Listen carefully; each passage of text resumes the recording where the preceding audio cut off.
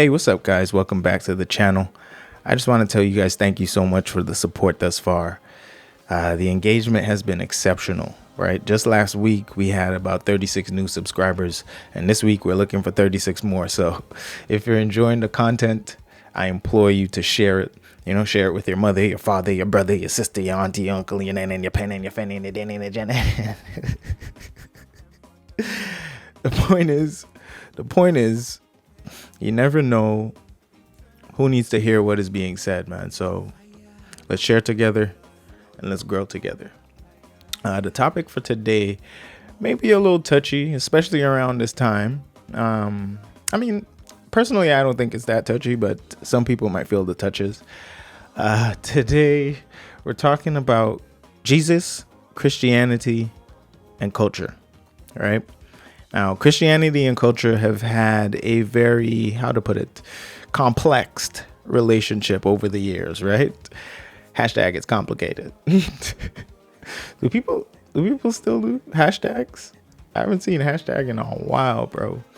Anyhow, while the Bible doesn't give us specific instruction on Christianity and culture, at least in a modern sense, it does provide us with some examples to inform the Christian perspective as it relates to cultural engagement. So if you are interested in hearing some of these examples, or you're struggling with your Christianity, Jesus, and culture, you know, you're a Christian, but that carnival spirit is in your DNA, you know?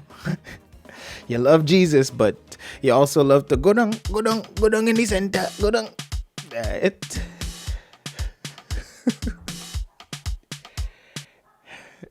If you meet any of the above mentioned criteria, then this video is for you, my friend. So stick around and let's connect. Wrudz world, Wrudz world, Wrudz world, Wrudz world, Wrudz world, Wrudz world. The views expressed in this video are specific to my perspective of Trinidadian culture, because I currently exist within this context. However, the principles regarding the Christian's engagement with culture are applicable to all cultures and all ways of life. Okay, so it's very understandable that in many cultures, including Trinidad and Tobago, that during the carnival season, there can be a strong emphasis on partying, revelry, and alcohol. Right? These are like the main staples. These are the primary means of enjoyment. However, there are alternate ways to celebrate and enjoy yourself during the carnival season, you know, that align with biblical principles. So if you're the person looking for these alternatives, here are some quick suggestions, right? One, you can use this season as an opportunity to connect with your church family. If you don't have a church family, I have a church family.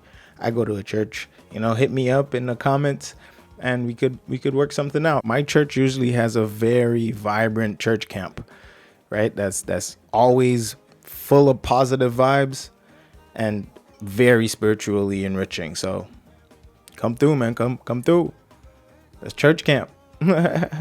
If church camp ain't your thing, you know, you can try volunteering with some community outreach project that promotes love, compassion, and service to others. I feel like this is the highest form of joy and fulfillment that someone can have, because you're positively impacting somebody else's life with no thought for gain to yourself. And to me, that's very rare in our world today. So I view this as a great way to kick off your carnival season. Thirdly, you can use this time to celebrate creativity and artistry. Now, imagine in Trinidad and Tobago, we have developed the only musical instrument of the 20th century. Like, this small speck on the world map has created something so beautiful that the entire world can enjoy. We've also created musical genres like soca, calypso, and chutney, and I'm pretty sure the list isn't done yet, right? There's so much creativity in this small little space, and it's worth celebrating. Now, don't get me wrong, I'm very well aware that these musical genres have typically been used to promote party culture, revelry and alcohol and use of alcohol. But these very same genres have also been used as tools to share the gospel. So this carnival, I would admonish you to take some time to seek out the positive elements of our culture and celebrate the edification of our people. 4, focus on family. Spend some quality time with your family and friends and loved ones. Plan a hike, go to a beach day, go down to the river, and just enjoy God's nature together, right? Bask in the ambience of God's wonderful world. We exist in the Caribbean climate, so yeah, man, just enjoy it, soak up the sun, but do it with your friends and family. Take the time to, many of us don't like to admit it, but we're all dying. So why not make every moment count? And to me, making every moment count looks like spending quality time with your family. So yeah, why not do that this carnival?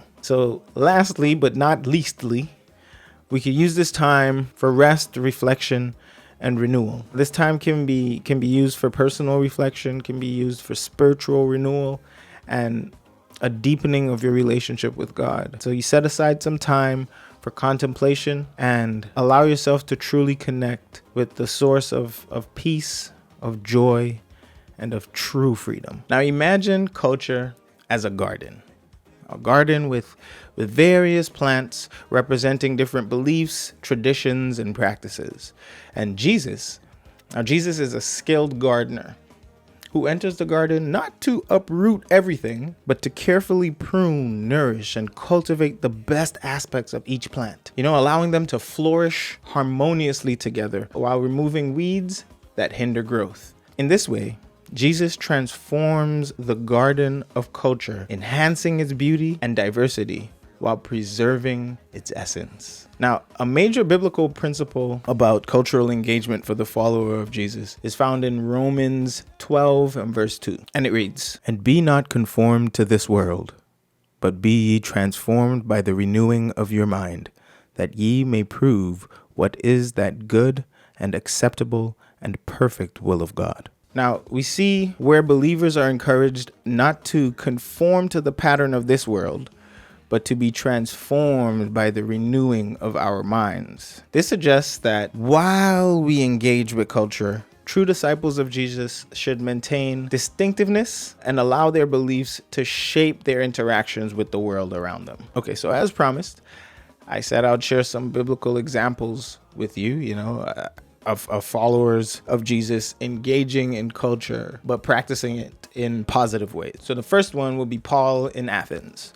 Right, we can find this story in Acts chapter 17, verse 16 to 34. Now, Paul visits Athens and he engaged with the culture and the religious beliefs of the Athenians, right? And he used their cultural context, including their altar to an unknown God, right? So he used the concept of this unknown God as a starting point to share the gospel with them, effectively engaging with their culture, teaching them from what they already know. So engaging their culture while presenting the truth of Jesus Christ. I think this is a shining example of what we are supposed to be doing today, right? Another example can be found in Daniel chapter 1 to chapter 6. Yeah, this is where Daniel and his friends were taken into captivity in Babylon, right? Babylon had a culture completely polar opposites of what they knew, right? Of who they were as Jews. So they had completely different beliefs and completely different practices. But despite being in a foreign land, they assimilated to Babylonian culture without compromising their beliefs. We see this exemplified by them not choosing to engage in the king's diet. We also see it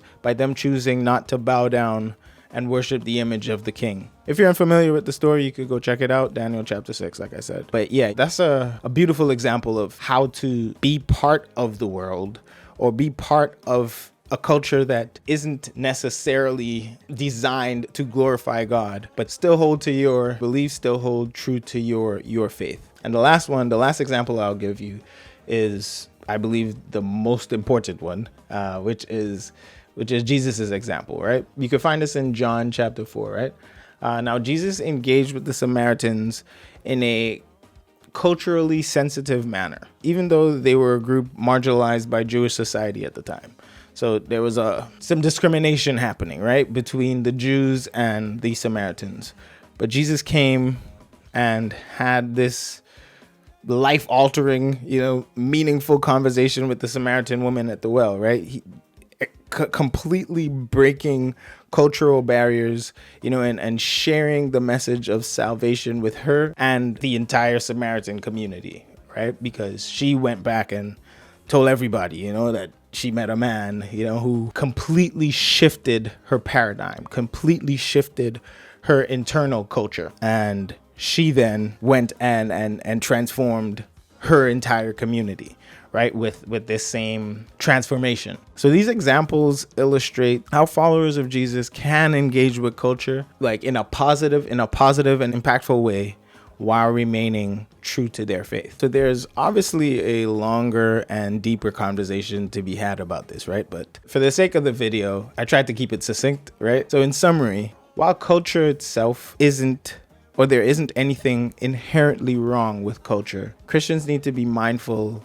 of cultural influences that may contradict or even at times undermine their beliefs. It's essential for us to engage with culture thoughtfully, discerning what aligns with biblical truth and what needs to be uprooted and what needs to be transformed in light of the gospel, in light of what God has revealed to us as the best way of life or his way of life. So ultimately, the goal is to live our lives according to biblical principles in a way that honors God and reflect his values within our diverse cosmopolitan of cultural contexts. Them 3 C's were pretty cool, man. Cosmopolitan of cultural context. Anywho's, yeah, guys, that's basically it for this one. It's been a pleasure serving with you and serving you as a community dad. Anyhow, much love, guys. Respect. I hope this was a blessing to you. And yeah, I'll catch you on the next one. Peace.